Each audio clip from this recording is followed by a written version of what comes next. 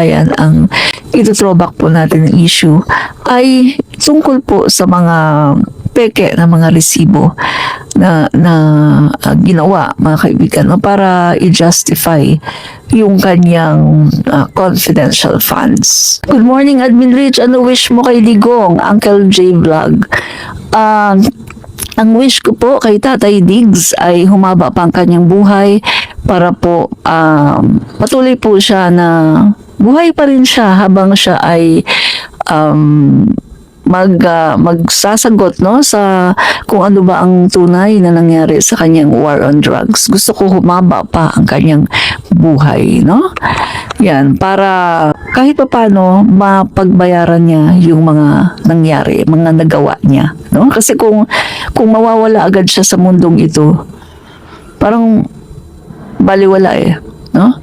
Hindi niya talaga mapagbabayaran yung mga ginawa niya noong siya ay malakas pa, no? Kaya ang hiling ko, umabot pa siya, kung maaari umabot siya ng 100 years. Kasi si JPE 101. O sana si Tatay Diggs kahit 100 years man lang umabot siya, no? Okay.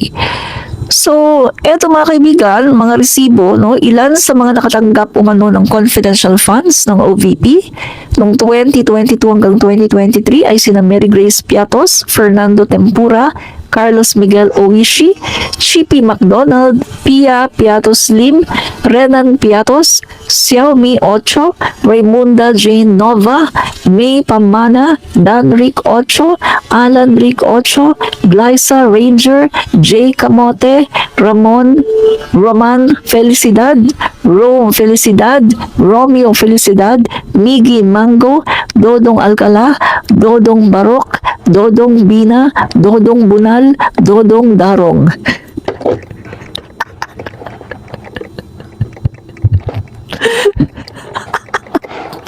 Mga kaibigan, grabe, no?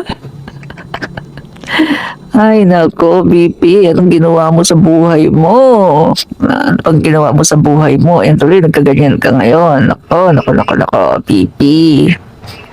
Anong ginawa mo sa iyong buhay? Yan. Bakit naman kasi hindi mo inayos, no? Ba't nagkaganyan ang buhay mo? Nako, BP. Yan. So, yan mga kaibigan, nakita nyo na yung mga, nakita nyo na guys, yung mga resibo, Yan yung mga resibo, mga pangalan ng resibo na isinumite, no, ng opisina nitong si BP Sara Duterte, no?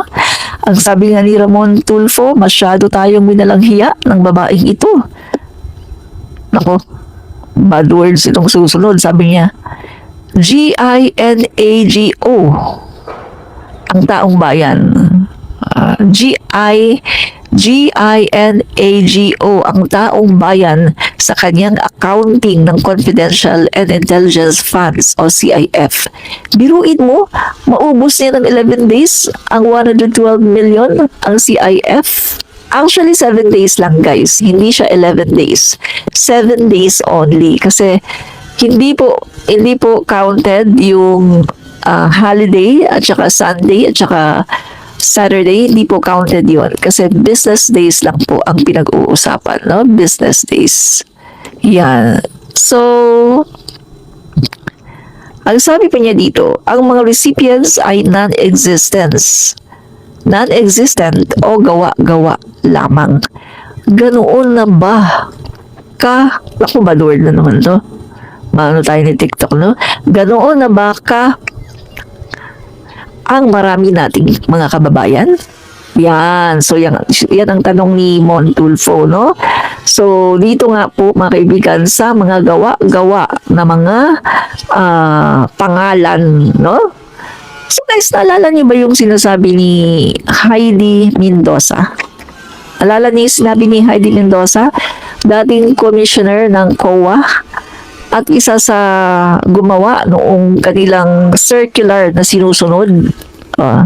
Ano pong sabi ni Heidi Mendoza, guys? Ang sabi po ni Heidi Mendoza ay, dahil yan ay confidential funds, yung resibo, meron daw talagang gumagamit ng aliases. Pero, meron ka daw parang pinaka-master list na nandoon nakalagay yung katumbas, the real name, yung tunay na pangalan. Halimbawa si Mary Ann de la Cruz. Yan, real name niya Mary Ann de la Cruz. Ang kanyang alias Mary Grace Piatos. Yon, ganun daw yon. So ang sabi po ni Commissioner Heidi Mendoza, ang opisina daw po ni VP Sara Duterte ay mayroong obligasyon na ibigay sa House of the Representative ang mga listahan ng tunay na pangalan. Yan po ang sabi ni Heidi Mendoza na isang dating COA commissioner na isa sa gumawa ng circular na sinusunod ng COA. Ulitin ko, ang sabi po ni Heidi Mendoza, ang opisina ni VP Sara Duterte ay obligado na ibigay ang master list ng mga listahan ng mga tao, tunay na tao na tumanggap ng confidential funds. Kasi ito daw mga kaibigan ay requirements para makita ng House of the Representative na merong oversight power para makita daw nila kung wala talagang korupsyon, kung totoo talaga na itong mga pinagbigyan ni Bibi Sara ay mga totoong tao. Maari ho ba nilang sabihin, hindi, code name lang yan. Kasi nga, confidential funds. Kasama ito dun sa mismong nature ng funds being confidential. Tatayo ho ba yung ganong klaseng pagrarason, Commissioner? Ay, salamat Carmina. Tinagdag mo ang ating pag-uusap. Maganda yung katanungan mo. Kung halimbawa, na yan sinasabi nila niya ay code name, okay, patulan natin yan. Then the burden of proof nasa kanila, no? I-shift natin yung burden of proof sa kanila. Pag sinasabi mong alias lang ito, remember, nandun po sa guidelines, sa Joint Circular 2015-1, na dapat merong kang logbook. Yung Special Disbursing Officer may logbook doon. At doon nakasulat, kung halimbawa man yung pinagbigyan mo ay alias, na andun din yung identity kung sino ang mga taong yan. And as I have said, kung dadaanin na naman nila sa proseso, nasasabihin nila, ay confidential nga ito. Meron din tayong proseso dyan, nakapaload din sa batas. I-declare lang yan as parang i-desensitize lang yan ng Department of National Defense. Sasabihin niya, hindi na to security issue as of now. Nakapangitan naman, wala namang sensitive na information. On the basis of the program na inattach nila doon. Wala naman silang sinabing may hinahabol silang terrorist or what, so much so na hindi ng dapat security dahil may mako-compromise. Sa tingin ko, wala eh. So, malinaw yan. Kung sinasabi niyong alias yan, okay, hinahamon ka kayo, shift the burden of proof. Ilabas nyo, yung tinatawag nating logbook or journal na nakapanood din sa guidelines na nakalagay doon, ano yung ginamit yung alias at ano yung pangalan. Hindi kasi pwedeng kayo lang nagkakaintindihan at masasanay na kami, tatanggapin namin na pwede na ang alias. Excuse me. Alright. Nakalimutan ko sa loob ko. Sandali. I cannot explain confidential funds. I have no comment on that, no, because I've not seen the acknowledgement receipt na kanilang sinasabi, because basically lahat ng mga documents hindi siya dumadaan sa akin. Aba, paano mo nga naman ipapaliwanag ang isang bagay na hindi naman talaga totoo? Sabi mo wala kang kaalam-alam sa confidential funds. Pero paano naubos ang 125 million in 11 days? Gumastos ng mahigit 11.3 million per day pero wala kang alam? Hindi, kahit ang pinakamagaling na magician, hindi kayang itago yan. Hanggang ngayon, misteryo pa rin kung sino ba talaga si Mary Grace Piatos. Tao ba? O chichirya lang talaga? So yan mga kaibigan, no? Malinaw na malinaw po ang sinasabi po ng dating Commissioner Heidi Mendoza na iyan nga po mga kababayan, kailangan na tumugon etong si BP Sara Duterte. Kung ano ang sinasabi sa kanya ng House of the Representative ay kailangan niyang tugunan. Dahil ang House of the Representative ay merong oversight power at meron silang karapatan na magtanong. Kaya mali po yung sinasabi ni BP Sara Duterte na hindi siya sasagot dahil wala namang karapatan na magtanong ang House of the Representative, no? Ang sabihin na reaksyon, komento, madami. Madami po. sa issue ng impeachment na nanghihain laban sa atin. Sa kabila ng aking mga naging pahayag ukol sa planong impeachment sa mga nakaraan na buwan, ang tanging masasabi ko na lamang sa puntong ito ay God save the Philippines. Bukod dito, nais ko na lang ipaabot ang aking taus-pusong pasasalamat. Instead na sumagot, iba ang sinabi niya. Ang sinabi niya, God save the Philippines. Tama siya doon. May tama siya doon, mga kaibigan. Tama ang sinabi niya. God save the Philippines from the Dutertes. Kasi, mga kaibigan, kawawa ang taong bayan, kawawa ang Pilipinas kapag may Duterte na naman na maging Pangulo. Kawawa ang taong bayan. Ang pera, kukurakutin lang. Ang mga tao, pagtsutubihin lang. At puro lang papaboran ang kanilang mga drug lords na mga kaibigan. Kawawa ang mga Pilipino, kawawa ang taong bayan.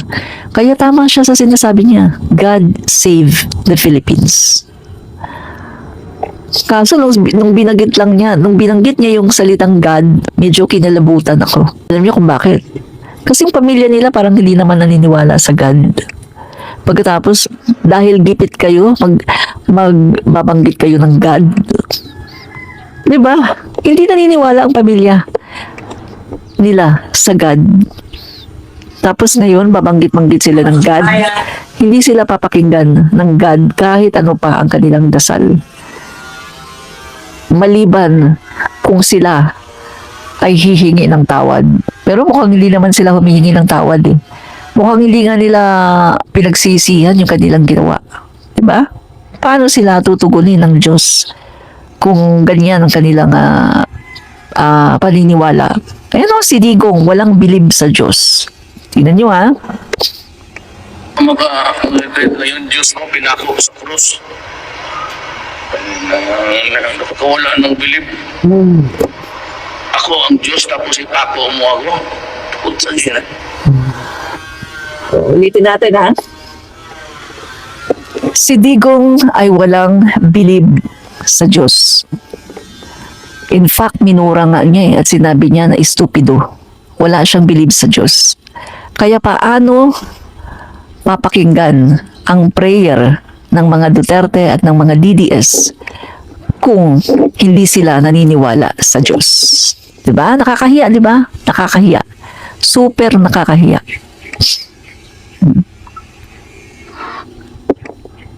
Paano ka mag-retreat na yung Diyos mo, pinako sa krus?